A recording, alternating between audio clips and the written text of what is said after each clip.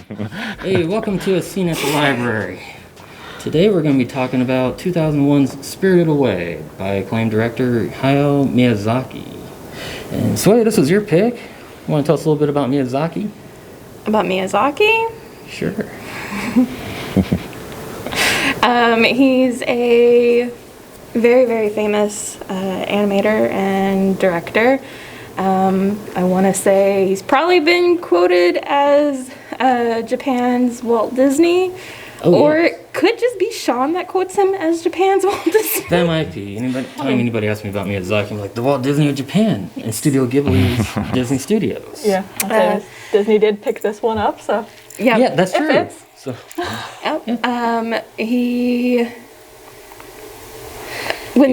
Go ahead. He's got a pretty long career. But I think this is his most famous film. This is one of his most famous, and this one, Spirited Away, I think was one of his initial, it was like the first time that he was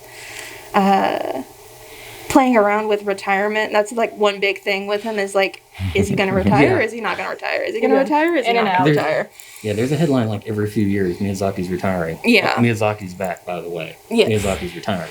In fact, that's basically what we have right here, the documentary that follows Miyazaki. It follows two of his films simultaneously, showing like everything that he does, because he is one of those people that is literally there every single step of the way. Mm-hmm. So with Spirited Away, it was originally supposed to be like his last film, and he controlled literally everything about it. Oh, wow. Something pretty cool about Spirited Away, too, is it's one of his original movies that's not based on a book. Like Kiki's Delivery Service, Howl's Moving Castle, all had books that preceded them, but this was 100% original content from him. Not an adaptation. And you mentioned about Miyazaki's work process, where he's there on the studio or in the studio every time. Mm-hmm. My understanding is for this one, for Spirited Away, he didn't even have a script. Nope. Which is unheard of. You don't make an animated film, especially without an idea of what you're doing. No, he created all the art and then did everything kind of backwards on what you traditionally would do. Mm-hmm. And I think that's probably one of the things that makes it such a beautiful piece, is that it's such... Yeah. I mean, all of Ghibli or Ghibli's or however you want to say it, the studio, all of their movies are all beautifully done. Yes. And this is before CGI, really. Yes. Was in animation. This is all still hand-drawn, cel-shaded, old-school animation that you just don't see anymore today. Mm-hmm. Like you said, it's strikingly beautiful. Yeah, you see a lot of it in the documentary done, because like Miyazaki will time like just the flick of the wrist, and he'll sit there and he'll time it, and then he'll draw it, and then he'll time, and then you see him do it step by step. Very detail oriented. Yeah, very much. Mm-hmm. Okay, so what about Spirited Away itself? Spirited Away itself, as far as a very, very basic summary, you have the main character, one of the main characters, Chihiro. She's a 10-year-old girl set basically like, I would put it about in the 90s, even though it came out in 2001. It does have that 90s feel. Yeah, like the car and the clothing, everything like that. And your first shot is of Chihiro and flowers, and she comes off really whiny, and the parents are moving. I'll go back to why I don't think she's whiny, but she comes off as whiny. Initially, Very, are we there yet? Yes. Yes. Yes. It's a 10-year-old girl. Mm-hmm. Yeah. And she's sad. She is moving, and they're in the process of the moving. That's why when the movie starts up, they're in the car.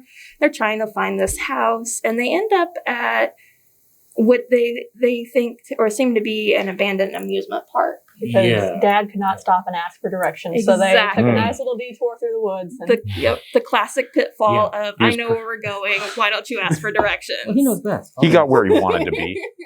There you go. From there, things happen to the parents, and Chihiro has to go on a fantastical journey through the spirit world to save her parents and to ultimately save herself and everyone that's in the spirit world.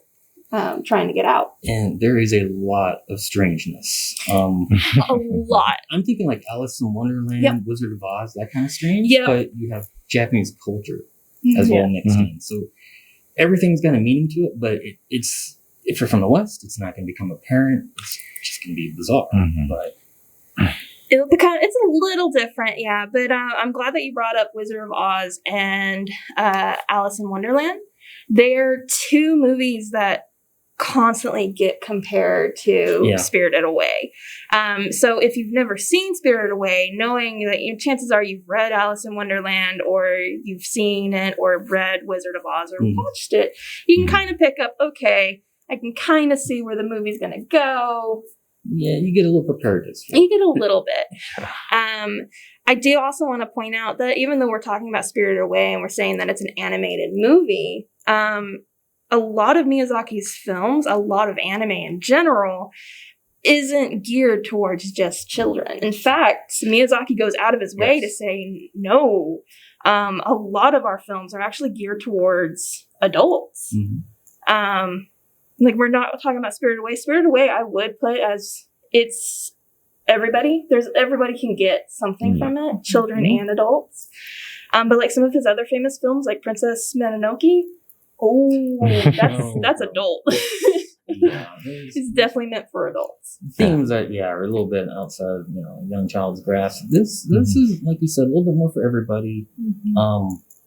There's some striking, like some haunting moments too. There's some imagery that's just kind of offsetting. Nothing that pushes the envelope, but it's just, like you said, Alice in Wonderland is kind of like that. Wizard of Oz has flying monkeys. Yeah, it gets you.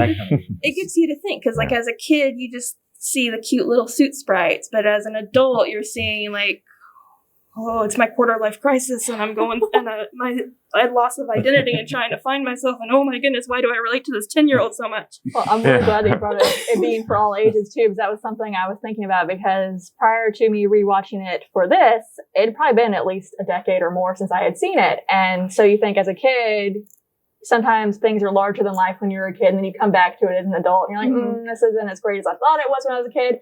But with this film or other Miyazaki films, like, you still do get something out of it as an adult too. Oh yeah, there's so many extra layers to it. Yeah. That you just not gonna appreciate, I don't think, until you grow up. Yeah. And get older.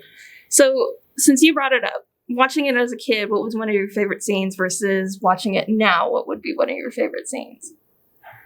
Yeah, I don't That's a tough really know. Like, as a kid, I think I really liked Haku in the dragon form. I just really liked that as a kid, the underwater part with the river. I don't want to go too much into it.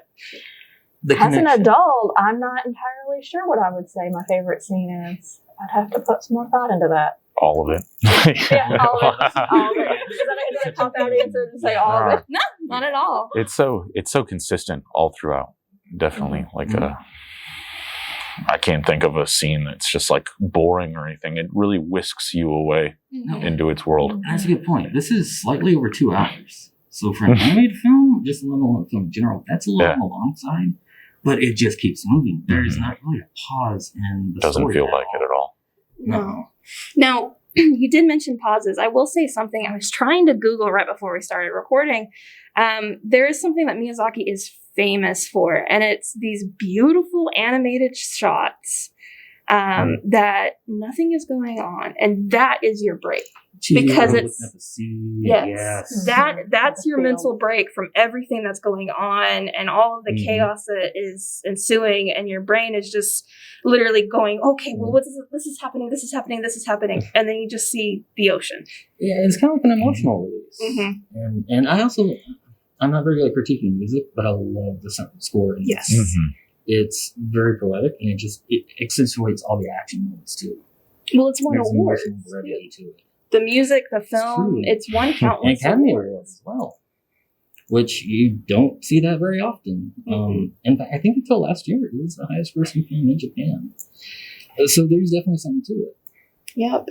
Not just with Spirited Away, but all of his films, and then going back to him being Japan's Disney.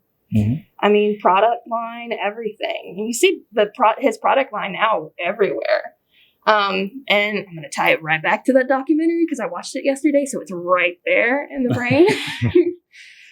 They geared it. They were talking about sales and everything, and they geared it towards. They were like, "Well, these were products for kids. You realize we cater more to kids, right?"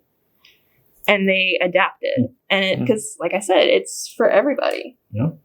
Anime and manga it's like comic books for the Western side, where you delve into, like, comics can go into some dark areas. They have manga and anime for gardening, for cooking, for gaming, everything. Yeah, it's not the mentality of comics are for kids.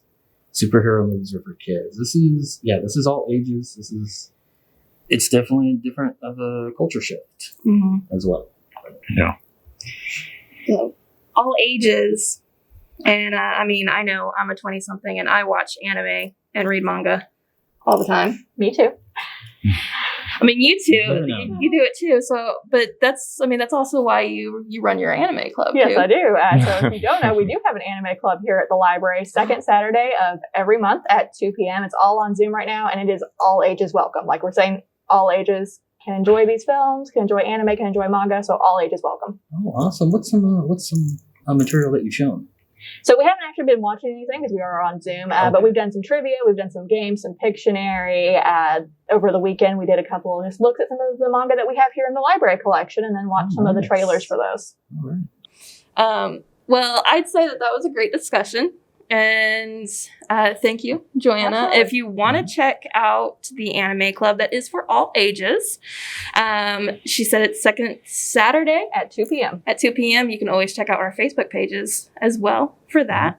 And then if you want to know more about Spirited Away or Miyazaki, you can check out both of these lovelies at the Clarksville-Montgomery County Public Library.